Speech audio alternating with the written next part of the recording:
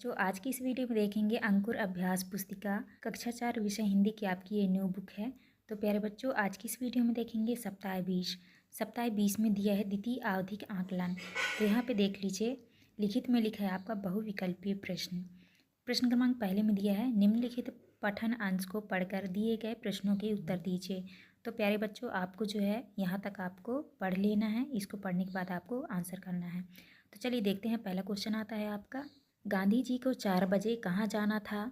तो देखिए यहाँ पे आपके ऑप्शंस दिए हुए हैं।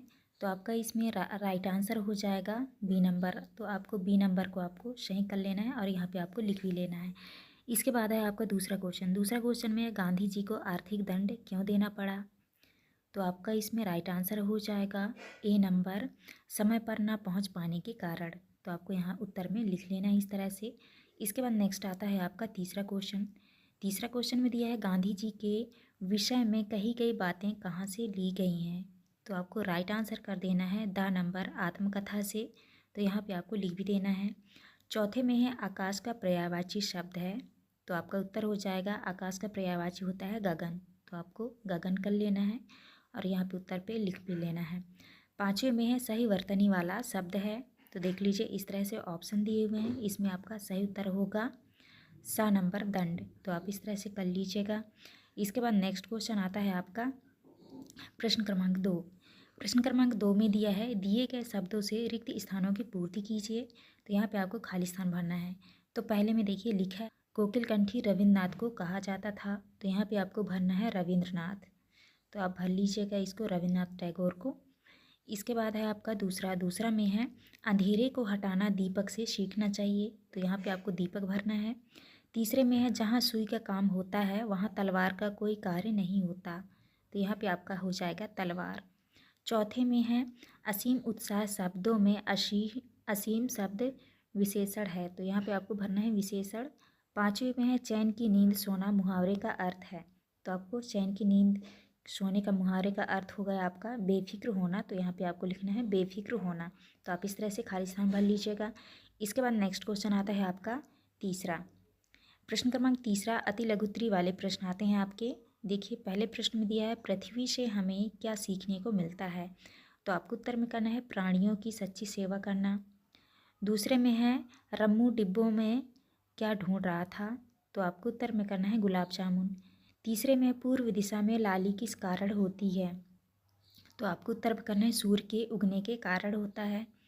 इसके बाद नेक्स्ट क्वेश्चन आता है आपका चौथे में है पेड़ पौधों में भी सुख दुख का अनुभव होता है, इसे किस यंत्र से नापा जाता है। तो आपको उत्तर में करना है क्रोस्कोग्राफ से। इसके बाद है पांचवा में है सरिता हिंदी सीख रही है, इस वाक्य को भूतकाल में बदल कर लिखिए। तो आपको उत्तर में करना है सरिता हिंदी सीख रही थी। तो आप इस तरह कर लीजिएगा। इसके बाद नेक्स्ट आता है आपका छठवां में दिया है दिए गए वाक्यांश के लिए उचित शब्द लिखिए। तो देखिए पहले में दिया है दर्शन करने योग्य। तो यहाँ पे आपको लिखना है दर्शनी। दूसरे में है वह स्थान जहाँ दो नदियाँ मिलती हैं। तो यहाँ पे आपको करना है संगम। तो आप इस तरह से भर लीजिएगा। इसके बाद नेक्स्ट आता है आपका लघुत्तरी वाले प्रश्न। तो देखिए प्रश्न क्रमांक पहले में यहाँ पे दिया है मछली से स्वदेश के लिए त्याग और दुख में धीरज रखना पेड़ों से सीखना चाहिए, उक्त भाव प्रकट करने वाली कविता की पंक्तियाँ लिखिए। तो यहाँ पे आपको कविता की पंक्तियाँ लिखनी है। तो आपको उत्तर में करना है मछली से सीखो स्वदेश के लिए तड़प कर मरना, लता और पेड़ों से सीखो दुख में धीरज धरना। तो आप इस तरह कर लीजिएगा। इसके बाद दूसरे क्वेश्चन में है प्रार्थना कविता में कवि ईश्वर से बल क्यों मांग रहा है। तो आपको उत्तर में करना है कवि बापू का सपना पूरा करना चाहता है, इसीलिए ईश्वर से बल मांग रहा है। इसके बाद नेक्स्ट आता है आपका तीसरा क्वेश्चन में है दीपावली पर हमें पटाखा जलाते समय कौन कौन सी सावधानियां रखनी चाहिए। तो आपको उत्तर में करना है दूर से पटाखा जलाना चाहिए, खुली जगह में पटाखे जलाना चाहिए। इसके बाद चौथे में है साधारण पुरुष वीर और स्त्रियां वीरांगनाएं कब बन जाती हैं। तो आपको उत्तर में करना है किसी महान उद्देश्य की पूर्ति के लिए साधारण पुरुष वीर और स्त्रियां वीरांगना बन जाती हैं। तो आपको इस तरह से कर लेना है। इसके बाद नेक्स्ट क्वेश्चन आता है आपका पाँचवा। तो यहाँ देख लीजिए पाँचवें क्वेश्चन में है दिए गए शब्दों में से रकार और रेफ वाले शब्द छाट कर लिखिए। तो तो यहाँ पे आपको रकार और रेफ वाले शब्द आपको छांट के लिखने हैं। तो यहाँ पे लिखना है आपको रकार वाले शब्द। तो आपका हो जाएगा प्रकाश, क्रमांक, आक्रोश। रेफ वाले शब्द में लिखना है आपको नर्म, पर्व, दर्पण। तो आप इस तरह से कर लीजिएगा। इसके बाद नेक्स्ट आता है आपका छठवां क्वेश्चन। छठवें क्वेश्चन में है दिए गए शब्दों के मूल शब्द तत्सम लिखिए। तो देखिए पहले में लिखा है बानी, बानी का हो जाएगा वाणी। और दूसरे में है त्रिशूल, त्रिशूल का हो जाएगा तो आपको इस तरह से लिखना है त्रिशूल। यहाँ पे है नैन, तो आपको लिखना है नैन। यहाँ पे लिखा है शीतल, तो आपको इस तरह से शीतल लिखना है। स्नेह, तो आपको इस तरह से स्नेह लिखना है। सूरज है यहाँ पे, तो आपको इस तरह से सूर्य लिखना है। तो आप इस तरह से कर लीजिएगा। इसके बाद नेक्स्ट आता है आपका दीर्घ उत्तरी वाले प्रश्न। तो क्वेश्चन नंबर 5 के पहले प्रश्न में दिया है प्रार्थना कविता का सार अपने शब्दों में लिखिए। तो आपको उत्तर में करना है कवि ईश्वर का उपकार मानते हुए उन्हें धन्यवाद देते हैं। कवि भारत देश के योग्य बनकर यहाँ की प्रकृति, मानव समाज सभी को अपना सगा मानता है और इन सभी के सुख दुख को अपना समझते हैं। तो आप इस तरह से कर लीजिएगा।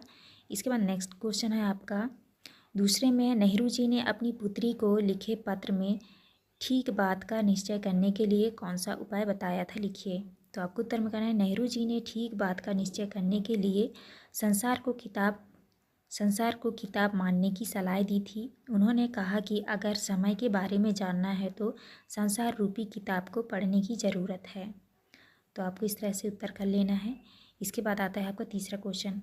तीसरे में है नर्मदा द्वारा अपनी आत्मकथा में नर्मदा कुंड से दूधधारा तक का वर्णन किस प्रकार किया गया है।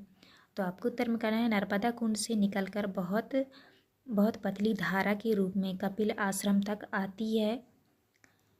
आश्रम तक आती हूँ। यहाँ एक प्रपात के रूप में नीचे गिरती हूँ। इसके बाद कुछ आगे चलकर छोटा सा प्रपात है जिसे दूधधारा कहते हैं। तो आप इस तरह कर लीजिएगा। इसके बाद है आपका चौथा क्वेश्चन। चौथे में है बंजारे ने पड़ोसियों से क्यों कहा देखो भाइयों कैसा कैसा अंधेर है। तो आपको उत्तर में करना है ठग बंजारे के घोड़े को अपना घोड़ा बता रहा था। इस बात पर बंजारे ने पड़ोसियों से कहा कि देखो भाई देखो कैसा अंधेर है। तो आप इस तरह कर लीजिएगा। इसके बाद नेक्स्ट क्वेश्चन आता है आपका। तो प्यारे बच्चों यहाँ पे देखिए इस तरह से ये चित्र दिया हुआ है। आप इस चित्र को अच्छे से देख लीजिएगा। इस चित्र को देख के जो है आपको आंसर करना है। तो ये जो है आपका मौखिक प्रश्न है। तो इसमें से जो है इन प्रश्नों में से जो है आपको 5 प्रश्न आपके टीचर आपसे पूछेंगे। तो आप अच्छे से तैयारी कर लीजिएगा। तो देखिए पहले क्वेश्चन में लिखा है झोपड़ी में महिला क्या कर रही है। तो आपको चित्र में देख के बताना है कि महिला खड़ी हुई है। इसके बाद आता है आपका दूसरा क्वेश्चन। दूसरा क्वेश्चन में देखिए लिखा है इस चित्र में क्या दिखाने का प्रयास किया गया है। तो आप ये चित्र देख के बताएंगे। तो आप जो है इस तरह से देख के 5 प्रश्न आपको रेडी कर लेनी है। और ये आपका मौखिक प्रश्न है। तो आपके क्लास टीचर आपसे 5 प्रश्न पूछेंगे। तो आप अच्छे से कर लीजिएगा। नेक्स्ट आता है आपका प्रश्न क्रमांक दूसरा में है धारा प्रवाह पठन तथा पठन बोध समझ हेतु निम्नलिखित पंक्तियों को पढ़िए। तो आपको जो है इसको पढ़ना है। तो आप अच्छे से यहाँ तक पढ़ लीजिएगा। इसको कुछ नहीं करना है, सिर्फ आपको इसको पढ़ना है। इसके बाद देखिए यहाँ पे आता है उपर्युक्त पाठ्य अंश से कोई 2 प्रश्न करें। तो पहले क्वेश्चन में दिया है बालक छत्रसाल में कौन कौन से गुण थे। दूसरे में है लोग छत्रसाल की वीरता देखकर दंग क्यों रह गए। तीसरा क्वेश्चन में मुगल सैनिक ने छत्रसाल को मेले में जाने से क्यों रोका होगा। और चौथा प्रश्न है मेला कहाँ लगा था। और 5वें प्रश्न में है मुगल सैनिकों को छत्रसाल ने क्यों ललकारा। तो आपको जो है इनमें से 2 प्रश्न आपको करने हैं ना, उत्तर आपको बोल के बताना है, लिखना नहीं है। आप जो है पठन बोध में जो है आप इनका आंसर कर लीजिएगा। इसके बाद प्रश्न क्रमांक 3 में दिया है अपनी पाठ्य पुस्तक भाषा भारती से कविता की कोई 4 पंक्तियाँ सुनाइए। तो आपको जो है इस क्वेश्चन में आप अपनी पाठ्य पुस्तक हिंदी भाषा की जो है आपको कोई 4 लाइन वाली आपको कविता सुनानी है। तो आप अच्छे से कविता याद कर लीजिएगा। इसके बाद दूसरे क्वेश्चन में सुनाई गई कविता का सार अपने शब्दों में बनाइए। और आप जो कविता सुनाएंगे उनकी सार जो है आप अपने शब्दों में बनाएंगे। तो आप कर लीजिएगा। इसके बाद नेक्स्ट आता है आपका प्रश्न क्रमांक 4 में है पठित पाठों से प्रश्न पूछें कोई 2। तो आपको जो है इनमें से आपको कोई 2 प्रश्न आपसे पूछेंगे। शांति निकेतन कहाँ स्थित है। तो आपको उत्तर में कर देना है भूलपुर में। इसके बाद दूसरे क्वेश्चन में गांधी जी को तांगा न मिलने पर वे कैसे भाषण देने पहुँचे। तो आपको करना है साइकिल पर।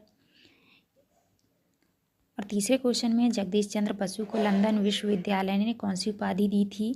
और चौथे में बालक किस पेड़ पर बैठकर कन्हैया बनना चाहता है, तो आपको करना है कदम के पेड़ पर। पाँचवें में खजूर की पेड़ की तरह बड़ा क्यों नहीं होना चाहिए। तो आप जो है इन प्रश्नों में से कोई 2 प्रश्न के उत्तर आपसे आपके क्लास टीचर पूछेंगे, तो आप अच्छे से कर लीजिएगा। इसके बाद नेक्स्ट क्वेश्चन आता है आपका पाँचवा में है स्वतंत्र अभिव्यक्ति। देखिए, किसी एक विषय पर 5 वाक्यों में अपने विचार व्यक्त करने को कहें। देखिए, पहला है स्कूल या घर पर पानी के सही उपयोग। दूसरे में यदि बादल रंगीन पानी बरसाते। तीसरे में आसपास के किसी मेले का वर्णन कीजिए। और चौथे में आप अपना जन्मदिन कैसे मनाते हो। तो आपको जो है इनमें से किसी एक विषय पर आपको अपना विचार व्यक्त करना है, तो आप कर लीजिएगा। इसके बाद नेक्स्ट आता है आपका प्रश्न क्रमांक 6 में दिया है निम्नलिखित प्रश्नों के उत्तर दें। तो देखिए, पहले क्वेश्चन में दिया है दांतों तले उंगली दबाना मुहावरे का क्या अर्थ है। पहले के उत्तर में करना है दांतों तले उंगली दबाना का अर्थ होगा आपका आश्चर्यचकित होना या भयभीत होना। दूसरे में है बियावान शब्द का अर्थ बताइए, तो आपको घनघोर या घना जंगल, तो आप इस तरह से कर लीजिएगा इसका आंसर, तो आप इस तरह से कर लीजिएगा। तो आपको जो है इन क्वेश्चनों के उत्तर आपको आपके शिक्षक आपसे पूछेंगे, तो आपको बोल के बताना है। तो प्यारे बच्चों, यहाँ पे हमारी वीडियो कंप्लीट होती है। इस वीडियो में जो है हमने संपूर्ण सॉल्यूशन करा दिया है, तो आप अच्छे से देख के कर लीजिएगा। आपको हमारी वीडियो अच्छी लगी हो तो प्लीज़ हमारे चैनल को लाइक एंड सब्सक्राइब करें, जिससे कि आने वाली हर एक वीडियो का नोटिफिकेशन आपको मिल सके। तो चलिए मिलते हैं अब नेक्स्ट वीडियो में।